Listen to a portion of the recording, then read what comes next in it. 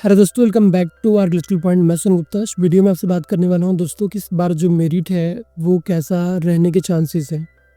थोड़ा बहुत एक्सपीरियंस है, उसके आधार पे मैं आपको बता रहा हूं कि इस बार कितना मेरिट बन सकता है जब आपका रिजल्ट आएगा। जैसा कि आंसर किया आ चुका है, आप लोग मिला भी चुके होंगे और आप लोग को इतना तो समझ आ गया होगा कि इस बार बहुत ज़्यादा गलतियाँ नहीं हैं आंसर की में। एक दो क्वेश्चन का सिर्फ फ़र्क है, उससे ज़्यादा नहीं है। तो आपका जो मेरिट है गाइस, वो मेरिट तो जो है कि डाउन जाएगा, इसमें कोई दो राय नहीं है। क्योंकि आपने भी आंसर के मिलाया होगा तो आपको समझ आ गया होगा कि इस बार का जो पेपर सेकेंड है वो बहुत ही डिफ़िकल्ट रहा है। डिफ़िकल्ट इस सेंस में रहा है कि जो स्टूडेंट 80 क्वेश्चन कर रहे थे या 72 कर रहे थे, 70 कर रहे थे या 60 कर रहे थे, वो इस बार 60 तक भी नहीं पहुँच पाए हैं। जो बहुत ही टैलेंटेड स्टूडेंट हैं वो 50 के अंडर में हैं। मतलब किसी का 49 है, किसी का 50 है, ठीक है। कुछ स्टूडेंट हैं जो यूनिक हैं, वो 60 तक पहुँचे हैं। तो पेपर सेकंड में हमें समझ में आ रहा है कि सबकी हालत काफ़ी ख़राब है।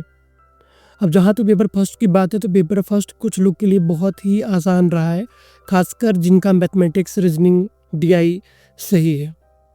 जैसे कि कुछ स्टूडेंट को मैं जानता हूँ कि जिनके जो है कि 37 क्वेश्चन सही है पेपर फर्स्ट में, किसी का 35 है, किसी का 30 है, किसी का 29 है, ठीक है। तो कहीं न कहीं जो पेपर फर्स्ट है वो डिसाइडर है कि आपका जेआरएफ होगा, नेट होगा, क्या होगा, है ना? इसीलिए मैं हमेशा इस बात को कहता हूँ कि आप जो भी कर रहे हो ठीक है, लेकिन पेपर फर्स्ट पे पूरा ध्यान रखिए, क्योंकि वही डिसाइड करेगा आप किधर जाएंगे। पेपर जो सेकंड है उसमें लगभग लोग आस ही पास रहते हैं, बहुत उसमें डिफरेंसेस नहीं आते।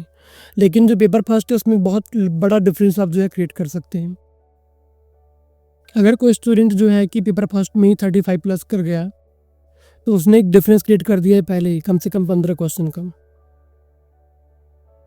ठीक है। तो आप इस बात को समझिए कि पेपर फर्स्ट जो है कि काफ़ी जो है इम्पोर्टेंट है। आगे अगर मैं बात करूँ तो लास्ट टाइम जो मेरिट बनी थी दोस्तों, वो जो है कि अनरिजर्व का 106 था, मतलब 106 क्वेश्चन की मैं बात कर रहा हूँ, ठीक है। ओबीसी एनसीएल का 104 था, एडब्ल्यूएस का 105 था, एससी का जो है कि 95 क्वेश्चन था, एसटी का 94 क्वेश्चन था। ये था जेआरएफ का मेरिट, ठीक है। आगे नीट का जो मेरिट है वो है 96 क्वेश्चन अनरिजर्व का। ओबीसी एनसीएल का जो है 79 क्वेश्चन था, एडब्ल्यूएस का भी 79 था, 79, ठीक है। जो एससी है इनका जो है 82 क्वेश्चन था और एसटी का जो है कि 74 क्वेश्चन था, 74 क्वेश्चन। ये था नेट का मेरिट। तो आप इतना मान के चलिए कि जो लास्ट टाइम मेरिट बनी थी उसमें कम से कम मिनिमम आप 10 क्वेश्चन कम कर सकते हैं। जो मुझे लग रहा है, हो सकता है कि रिजल्ट कुछ अपोजिट आ जाए, ये भी हो सकता है, मैं कुछ नहीं कह सकता, पर ऐसा मुझे लग रहा है कम से कम 10-10 क्वेश्चन तो मिनिमम कम होने चाहिए इस बार। अब मान लीजिए जैसे अनरिजर्व 106 क्वेश्चन था, तो कम से कम अनरिजर्व की जो मेरिट बननी चाहिए वो 96 बननी चाहिए, ठीक है। और ओबीसी एनसीएल का 104 है, तो कम से कम इनका जो है कि आप 10 क्वेश्चन घटा लीजिए, 94-95 के आसपास इनका जेआरएफ का कट ऑफ बनना चाहिए। कम से कम 10 क्वेश्चन इनको कम करना ही चाहिए, जिस हिसाब से इनका पेपर सेकेंड आया था।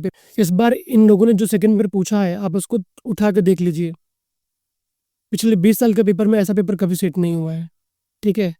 तो मैं यही आपसे कहूँगा कि दोस्तों की जो है कि आप इतना मान के चलिएगा कि पेपर इस बार डिफ़िकल्ट आया है, लेकिन नेक्स्ट टाइम मतलब जून में, ठीक है, क्वेश्चन डिफ़िकल्ट नहीं आएँगे, ठीक है। ये ट्रेंड रहा है नेट का, एक बार ईज़ी पूछना, फिर हार्ड, फिर ईज़ी।